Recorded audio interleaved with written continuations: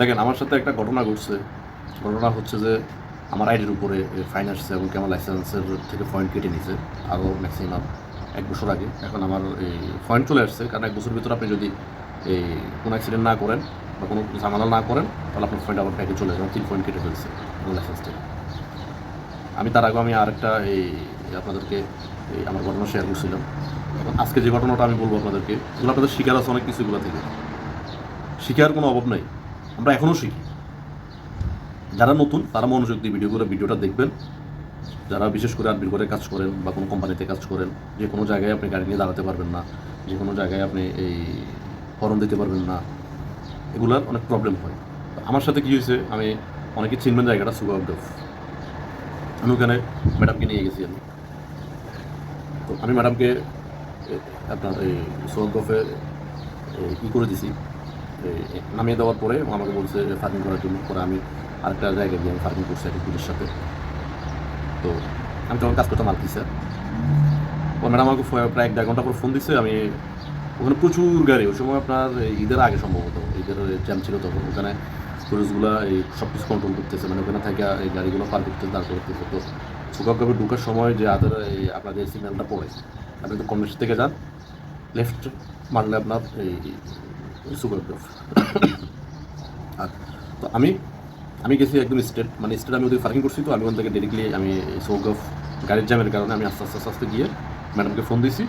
তো ম্যাডাম বলতেছে আসতেছে, 1-2 মিনিট লাগবে।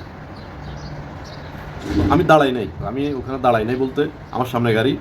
তো আমি কী করছি, ওখানে পুলিশ আছে, আমি গাড়িটা একটু সাইড করে, মানে একটু আমার সেফলি অনুযায়ী রেখেছে তার একটা গাড়ি যাইতে পারে।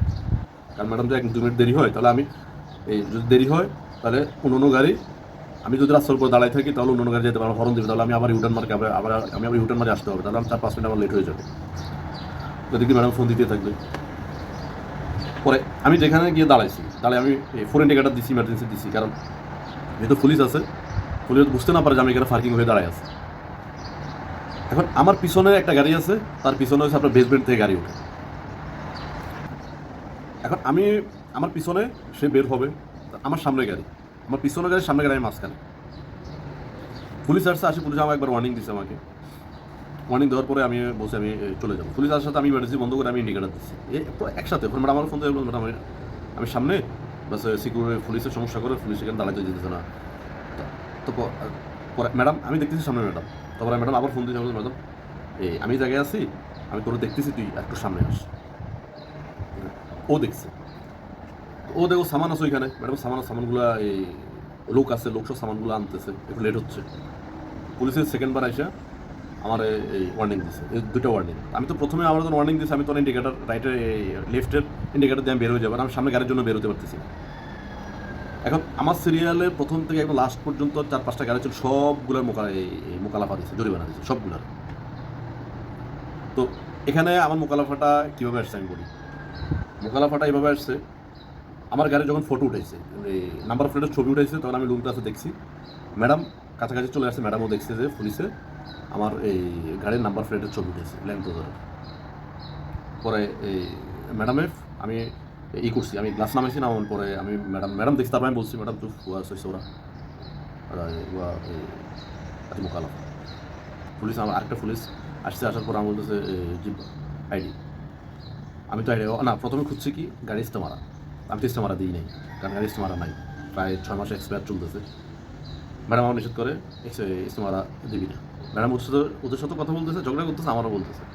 তো পুলিশ আমার যখন বলতেছে ইস্তেমার দেওয়ার ম্যাডামরে বল, যদি ম্যাডামে দেয় তাহলে আমি দিব, ম্যাডাম বলে আমি দিব। ওরা আমার কাছে জি ভাই। তখন আমি প্রায় লাইসেন্স পাওয়ার 8 মাস থেকে 9 মাস নাকি 1 বছর পরে আমার সাথে এটা হয়েছে।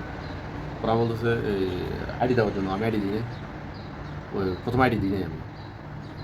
পরে আবার আমার লাইসেন্স আইতেছে, এমনভাবে বলতেছে, মানে ও বলতেছে গাড়ি পার্কিং কর, গাড়ি পার্কিং না করলে আমি ফাইন আমি আরও বেশি দিব। আমি গাড়ি পার্কিং করি, ম্যাডাম কয় পার্কিং করার দরকার নেই। ও ঝগড়া চলতেছে ডাইরেক্ট রাস্তার উপরে, পুরো জ্যাম বাজে গেছে পুরো। পরে আমি আসলে তাৎক্ষণিক আমি করতে পারি নাই। তাৎক্ষণিক আমি আসলে আমার মানে আছে না মানুষ এই কী বলে, দেন ওখান থেকে কীভাবে বেঁচে আসবো বা ওখান থেকে কীভাবে আমি এটা হ্যান্ডেল করবো, তখন আমার এই বিষয়টা মাথায় কাজ করে নাই। পরে আমাকে যখন দুইটা পুলিশ আসি, যখন বলছে যে আমি বাইর হওয়ার জন্য, নয় আমার আইডি দেওয়ার জন্য, পরে আমি কী করছি, আমার এই লাইসেন্স দিছি। তবে তাৎক্ষণিক আমার এটা বলা উচিত ছিল যে ম্যাডাম যদি বলে তো আমি দিব, ম্যাডাম না বললে আমি দিব না, তাহলে আমার এই সমস্যাটা হইতো না।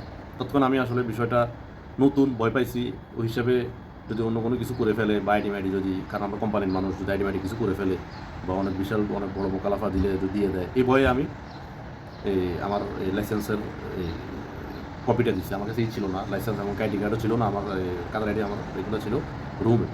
পরে আমার ফোনে ম্যাট্রাস ছিল, পরে আমি ম্যাট্রাস থেকে আমি এটা দেখাইছি, দেখানোর পরে আমার এই, কারণ আপনার আইডি নাম্বার আর লাইসেন্সের নাম্বার একই থাকে, আমার আইডি।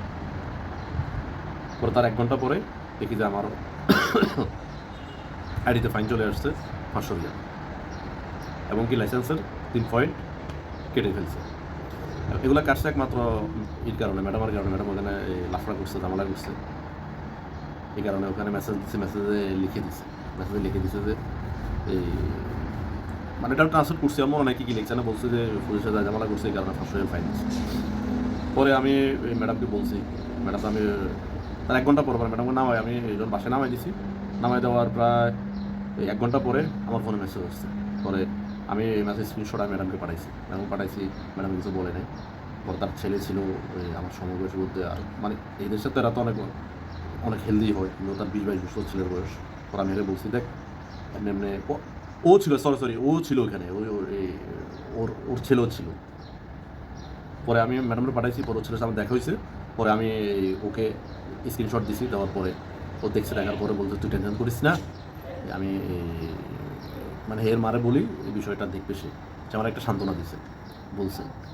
আমি বলছি দেখ এই তুই যদি মোকালাফা, পরে ওরা এই তারপরের দিন 2 দিন না 3 দিন পরে পেমেন্ট করে দিছে। তো ওখানে খুব সতর্ক থাকবেন, যারা নতুন লাইসেন্স নিয়েছেন একটু সতর্ক হয়ে আপনারা এই গাড়ি ঘোড়া চালাবেন, এবং যে কোনো জায়গায় পার্কিং করবেন না, যে কোনো জায়গায় দাঁড়াবেন না, এই বিষয়গুলো একটু ভালো করে খেয়াল রাখবেন। এখন আমি আরবি করে কাজ করছি, ম্যাডাম ছিল ওই হিসাবে আমার যে জরিমানাটা আসছে ম্যাডামও দেখছে, আমার গলত ছিল না। ম্যাডাম বলছে তোর গলত নেই, ঠিক আছে। পরে ম্যাডাম বলছে যে আমি মোকালাফা দিয়ে দিব। ম্যাডাম পরে পেমেন্ট করে দিচ্ছে। আল্লাহ হাফেজ।